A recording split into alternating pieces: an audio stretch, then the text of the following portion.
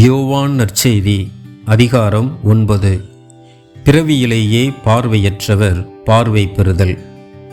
இயேசு சென்று கொண்டிருக்கும்போது பிறவியிலேயே பார்வையற்ற ஒருவரை கண்டார்.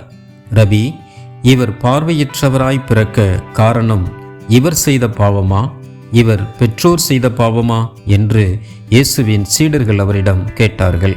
அவர் மறுமொழியாக, இவர் செய்த பாவமும் அல்ல, இவர் பெற்றோர் செய்த பாவமும் அல்ல. கடவுளின் செயல் இவர் வழியாக வெளிப்படும் பொருட்டே இப்படி பிறந்தார். பகலாய் இருக்கும் வரை என்னை அனுப்பியவரின் செயலை நாம் செய்ய வேண்டியிருக்கிறது. இரவு வருகிறது, அப்போது யாரும் செயலாற்ற இயலாது.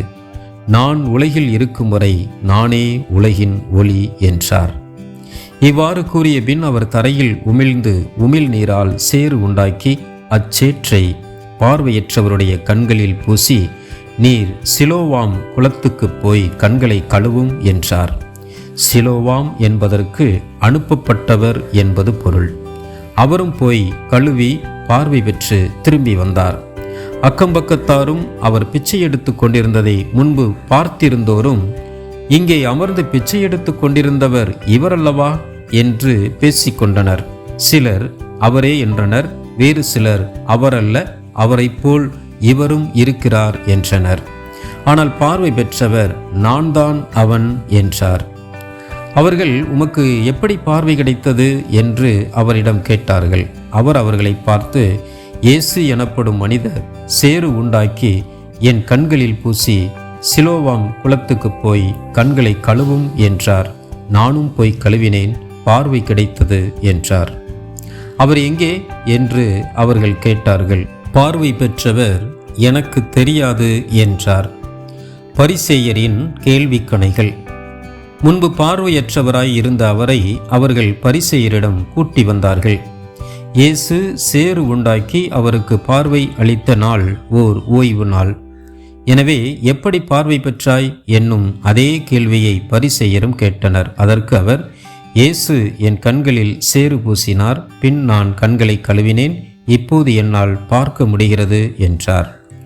பரிசேயருள் சிலர், ஓய்வு நாள் சட்டத்தை கடைபிடிக்காத இந்த ஆள் கடவுளிடமிருந்து வந்திருக்க முடியாது என்று பேசிக்கொண்டனர். ஆனால் வேறு சிலர், பாவியான ஒரு மனிதரால் இத்தகைய அரும் அடையாளங்களை செய்ய இயலுமா என்ன கேட்டனர். இவ்வாறு அவர்களிடையே பிளவு ஏற்பட்டது.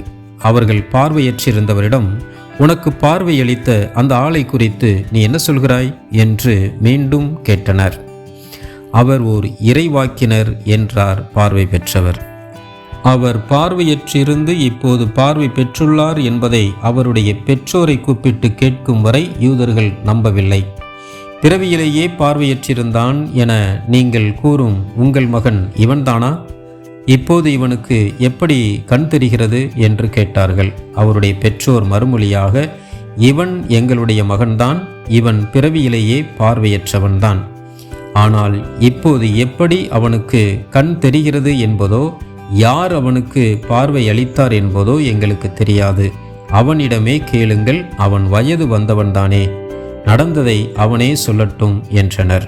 யூதர்களுக்கு அஞ்சியதால் தான் அவருடைய பெற்றோர் இப்படி கூறினர். ஏனெனில் இயேசுவை மெசியாவாக ஏற்றுக்கொள்ளும் எவரையும் தொழுகை கூடத்திலிருந்து விலக்கிவிட வேண்டும் என்று யூதர்கள் ஏற்கனவே தங்களிடையே உடன்பாடு செய்திருந்தார்கள். ஆனால் அவருடைய பெற்றோர், அவன் வயது வந்தவன்தானே, அவனிடமே கேட்டுக்கொள்ளுங்கள் என்றனர். பார்வையற்றிருந்தவரை யூதர்கள் 2ஆம் முறையாக கூப்பிட்டு அவரிடம், உண்மையை சொல்லி கடவுளை மாட்சிப்படுத்து, இம்மனிதன் ஒரு பாவி என்பது எங்களுக்கு தெரியும் என்றனர். பார்வை பெற்றவர் மறுமொழியாக, அவர் பாவியா இல்லையா என்பது எனக்கு தெரியாது. ஒன்று மட்டும் எனக்கு தெரியும், நான் பார்வையற்றவனாய் இருந்தேன், இப்போது பார்வை பெற்றுள்ளேன் என்றார். அவர்கள் அவரிடம், அவன் உனக்கு என்ன செய்தான், எப்படி பார்வையளித்தான் என்று கேட்டார்கள். அவர் மறுமொழியாக, ஏற்கனவே நான் உங்களிடம் சொன்னேன், அப்போது நீங்கள் கேட்கவில்லை, இப்போது மீண்டும் ஏன் கேட்க விரும்புகிறீர்கள்? ஒருவேளை நீங்களும் அவருடைய சீடர்களாக விரும்புகிறீர்களோ என்று கேட்டார். அவர்கள் அவரை பழித்து, நீ அந்த ஆளுடைய சீடனாக இரு, நாங்கள் மோசேயின் சீடர்கள், மோசேயோடு கடவுள் பேசினார் என்பது எங்களுக்கு தெரியும்.